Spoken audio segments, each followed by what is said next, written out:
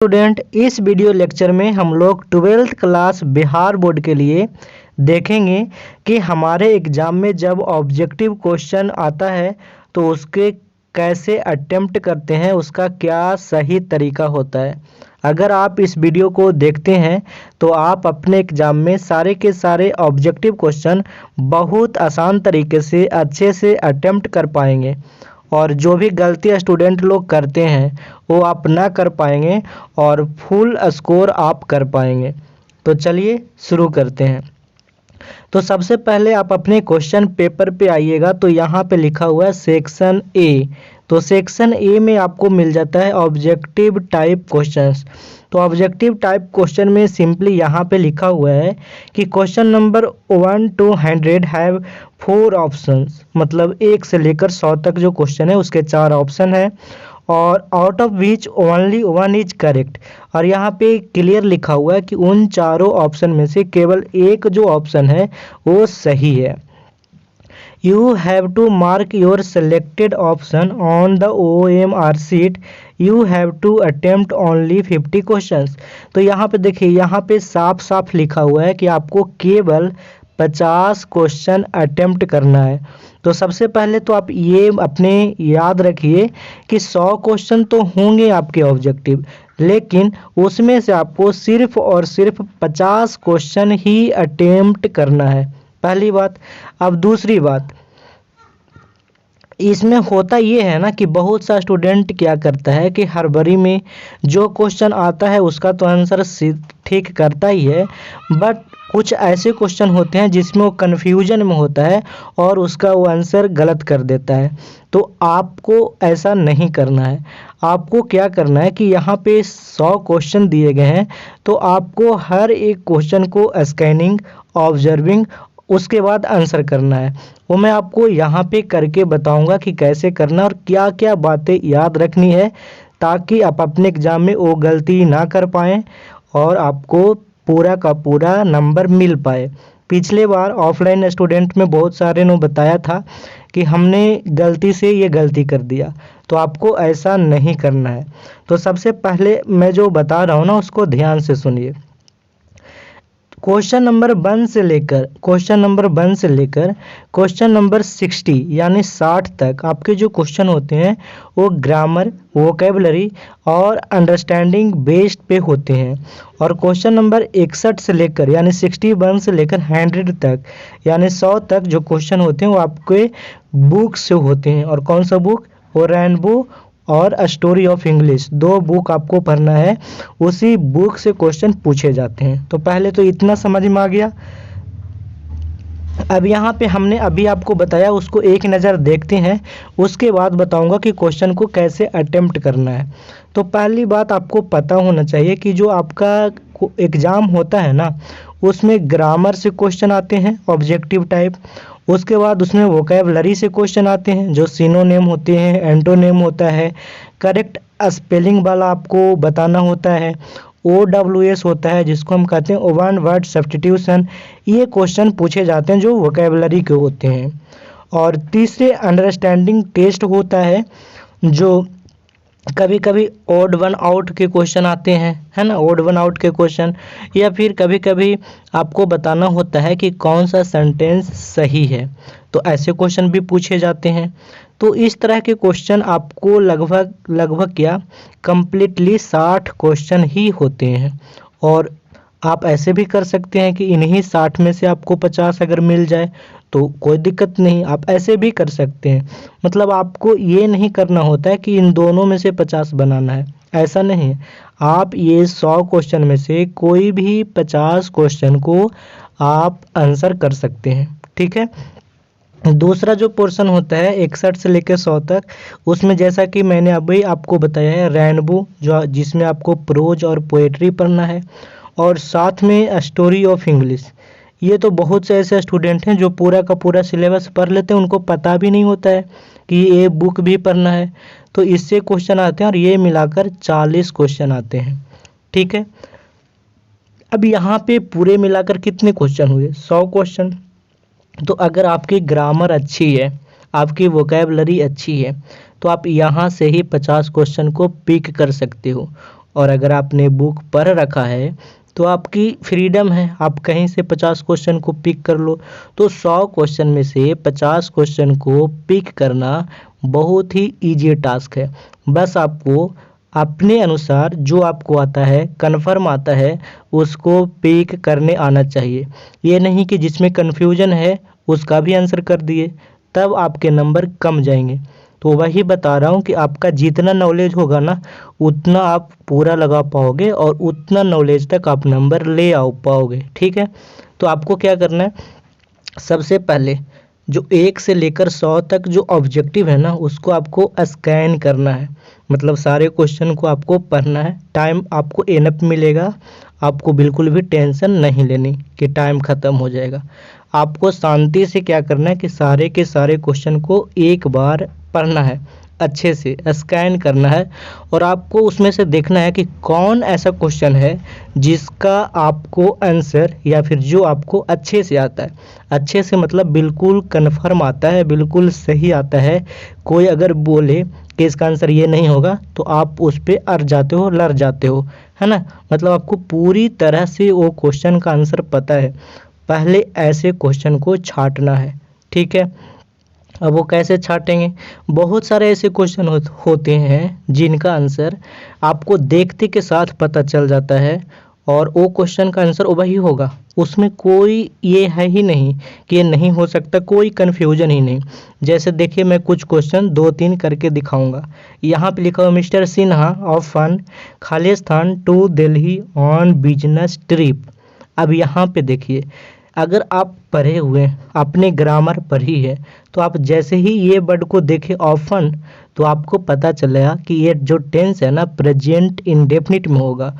और present indefinite में mister Sinha के लिए आएगा V5 यानी एस या ईएस फॉर्म वाला वर्ब। तो यहाँ पे गो जो आ जाएगा आंसर। अब इसमें कुछ करना ही नहीं है। अब ये क्वेश्चन डायरेक्ट टिक आउट कर देंगे। मतलब हमें तो कंफर्म पता है कि ऑप्शन सी ही आंसर होगा। तो ये इस तरह के क्वेश्चन जो डायरेक्ट पता चल रहा है उसको आप आंसर कर देंगे। ठीक है, अब दूसरा एक और करके दिखाता हूँ। लिखा who can prevent me Khalistan doing this. तो अगर आपने प्रीपोजिशन पढ़ा होगा, अगर पढ़ा है तो नहीं पढ़ा है तो इस क्वेश्चन को क्या करेंगे, कैसे इग्नोर करेंगे, वो मैं आपको आगे बताऊंगा। ठीक है, तो अगर आपने पढ़ा है तो आपको पता होगा प्रिवेंट के बाद जो प्रीपोजिशन आता है वो फ्रॉम आता है। तो आप डायरेक्ट यहाँ पे ऑप्शन ए लिख दोगे। मतलब आपको श्योर शॉर्ट पता है ना। अगर पता है कि प्रिवेंट के बाद फ्रॉम आता है तो डायरेक्ट आप आंसर कर दोगे। इसमें कुछ लोचा ही नहीं है कि ये सभी आएगा। समझ गए।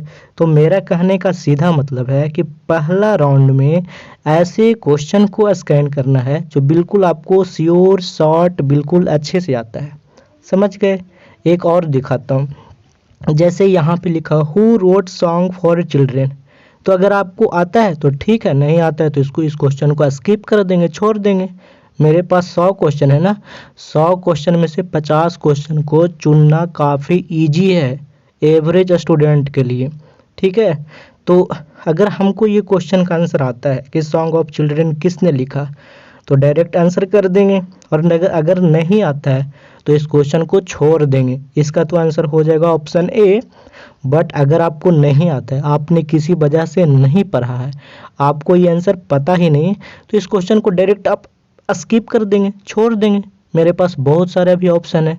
अब इसको कन्फ्यूजन में आंसर नहीं लगाएंगे, नहीं तो गलती हो जाएगा तो 1 नंबर कट सकता है। समझ गए।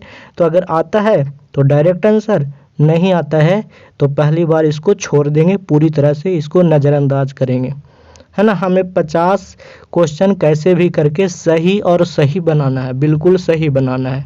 वो कैसे, आगे आप देखते रहिए। एक और क्वेश्चन देखिए, जैसे फिर यहाँ पे है 84 नंबर क्वेश्चन। लिखा द नियरेस्ट खालिस्तान बाज 1000 माइल्स।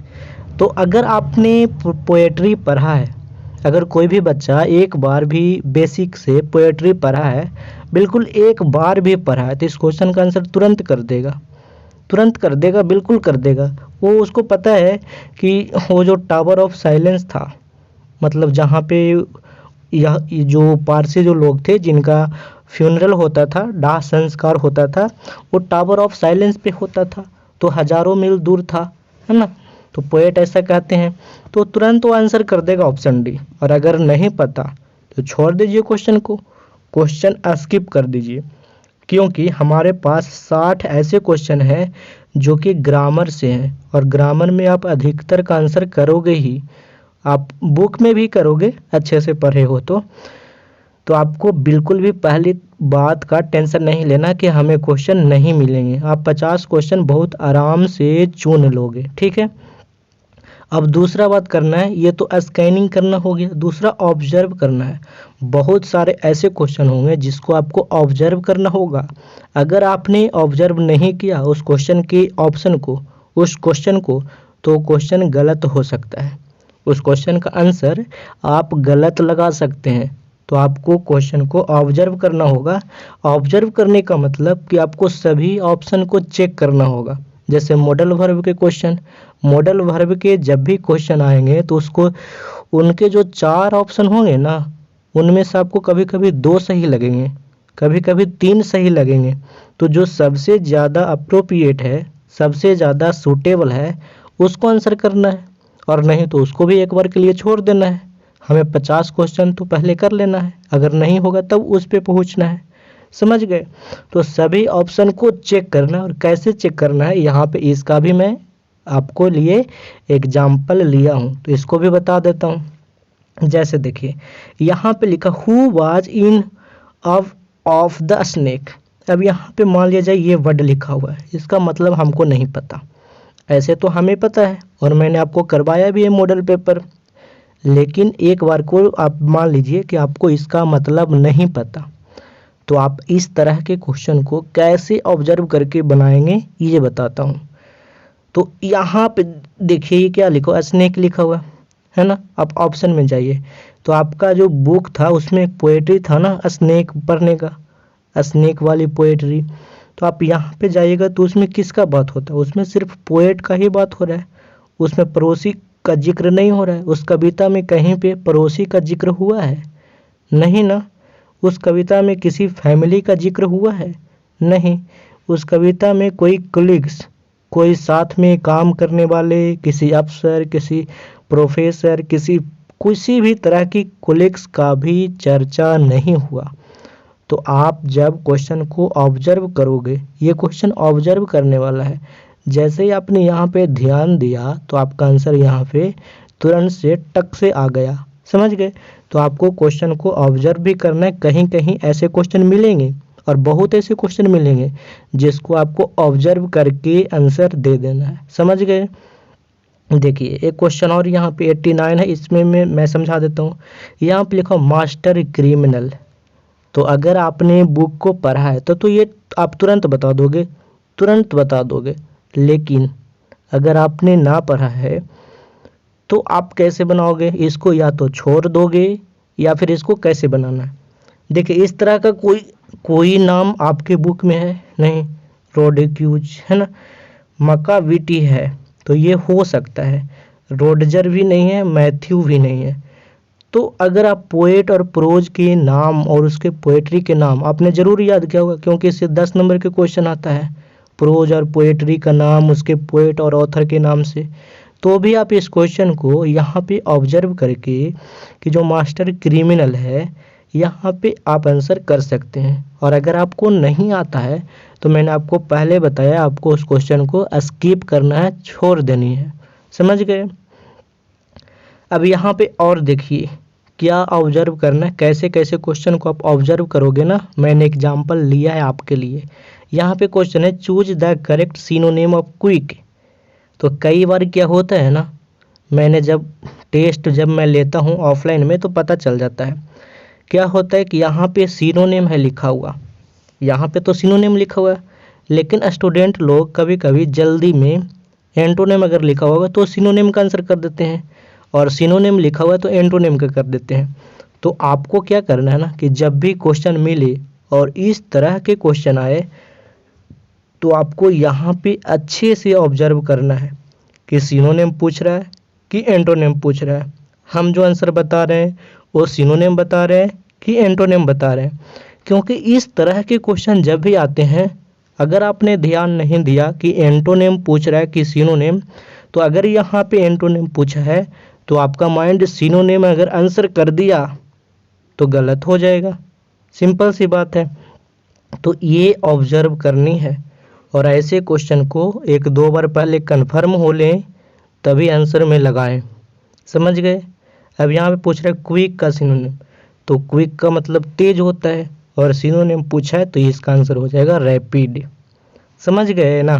तो ये बातें आपको याद रखनी है। अब यहाँ पे आंसरिंग, जब भी आप आंसर करते हैं तो आंसर करते समय 2-3 बातों का याद रखनी है। पहली बात कि आपको मान लिया जाए 50 नंबर क्वेश्चन है, उसका आंसर बी लग रहा है, तो आप आराम से उस बी को ही मतलब कलर करें। कभी बार यह होता है कि बी आंसर लग रहा है और जल्दी जल्दी में ए को कर दिए, है ना। तो सीक्वेंस ठीक से मिला लेना कि 50 के सामने ही कर रहा हूँ और बी को ही कर रहा हूँ, ठीक है। अब दूसरी बात, जब भी आप कलर करते हो तो आपको ऐसे नहीं करनी है, ये तो आपको पता होगा। आपको कलर इस तरीके से करना है, जो भी सही तरीका है उसको करना। और इसका एक तरीका बताऊं, जैसे यहाँ पे ये गोला है तो इसको कलर करना है बाहर से अंदर की ओर, बाहर से अंदर की ओर करना है। जैसे ये गोला है तो इसको बाहर से अंदर करेंगे तो वो गोले के बाहर कलर नहीं निकलेगा, समझ गए। तो इस तरह से आप करेंगे, ये बातें यहाँ पे आप ध्यान रखेंगे, ठीक है। अब आ जाता है लास्ट स्टेप।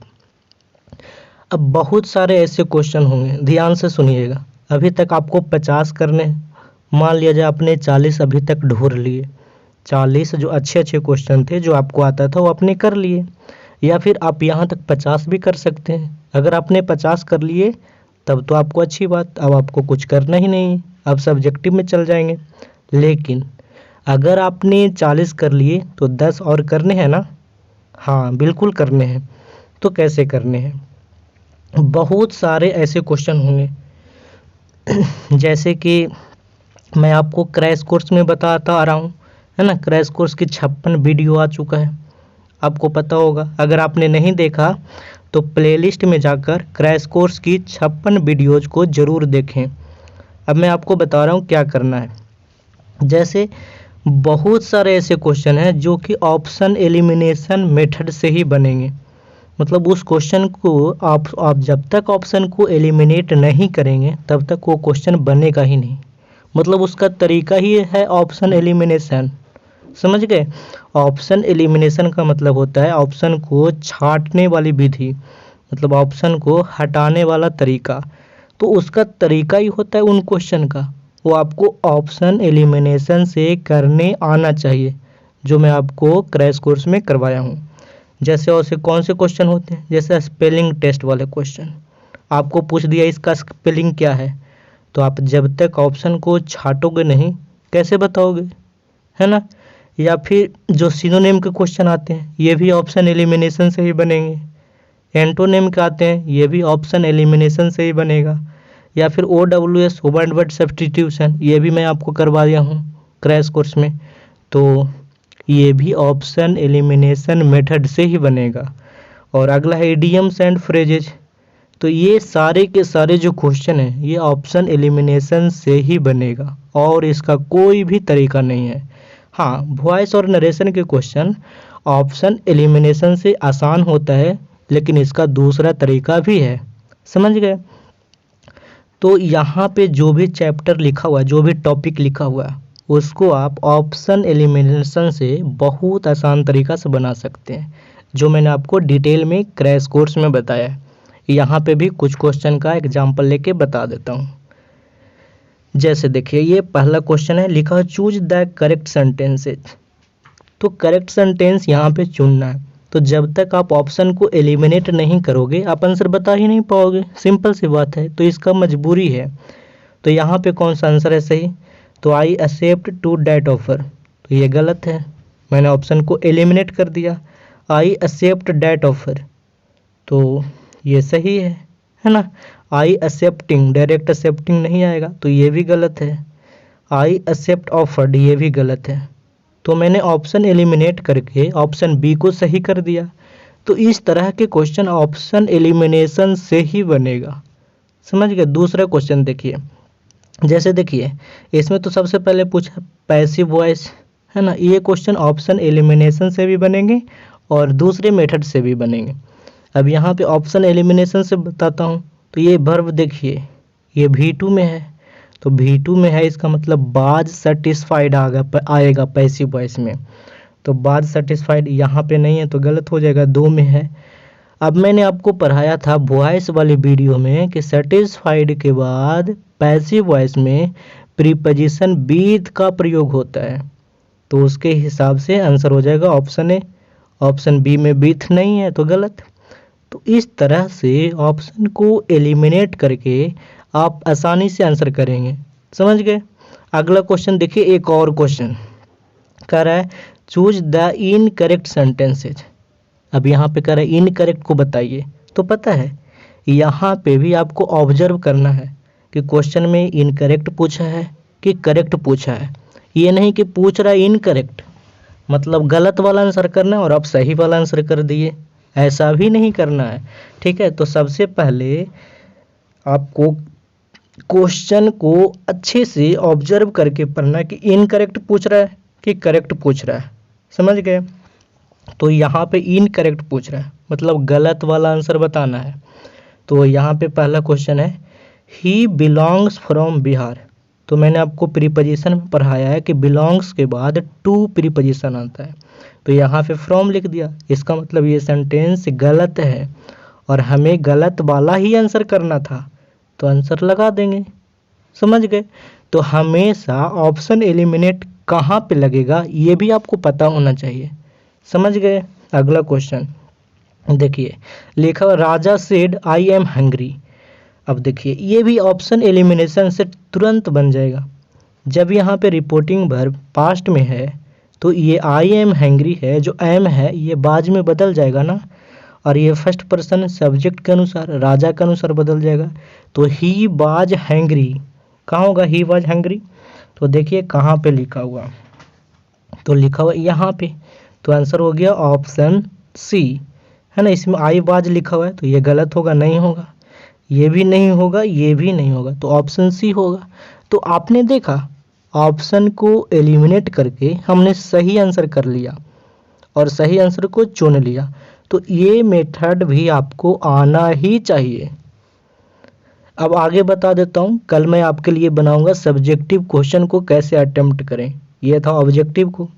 तो उन स्टूडेंट के लिए बता दे रहा हूँ जो नया है, मेरे चैनल पे क्रैश कोर्स की जो 54 वीडियो है ना, और 1-2 वीडियो और आते रहेगी ऐसे ही, तो लगभग 54 से 56 वीडियो यहाँ पे आपको मैंने डेडिकेटेड बहुत अच्छे लेवल का बनाया है। तो आप प्लेलिस्ट से जाकर ज़रूर देखिए इन सारे वीडियोज़ को, बहुत ही ज़्यादा फ़ायदा होगा अगर आपने नहीं देखा है तो। अब दूसरी बात, अगर आप श्योर शॉर्ट में और जल्दी में तैयारी करना चाहते हैं तो हमारा एक गेस पेपर है जिसमें सिर्फ सेलेक्टेड और इम्पॉर्टेंट क्वेश्चन है, फालतू के कोई भी क्वेश्चन नहीं, बिल्कुल सिलेक्टेड और इम्पॉर्टेंट क्वेश्चन है। इसे अगर आप ले लेते हैं और 2-3 बार भी पढ़ लेते हैं तो आप अपने एग्ज़ाम में ज़्यादा से ज़्यादा नंबर लेकर आएंगे। अगर आपको ये लेना है तो वीडियो के डिस्क्रिप्शन बॉक्स में या फिर नीचे कमेंट बॉक्स में इनका लिंक मिल जाएगा, वहाँ से क्लिक करके आप ले सकते हैं। और अगर आपको PDF चाहिए, जो भी क्रैश कोर्स हुआ है उसका मैंने PDF दिया है, तो आप जल्दी से रिवीजन करना चाहते हैं तो आप बीरबल प्रसाद सर टेलीग्राम चैनल पे बीरबल प्रसाद सर सर्च करके ज्वाइन कर सकते हैं। वहाँ पे सारा का सारा PDF मिल जाएगा। या फिर आप बेल गुरुकुल को भी ज्वाइन कर सकते हैं, यहाँ पे आपको और चीज़ें मिलेगी। तो आज तक इतना ही, थैंक्स फॉर वॉचिंग।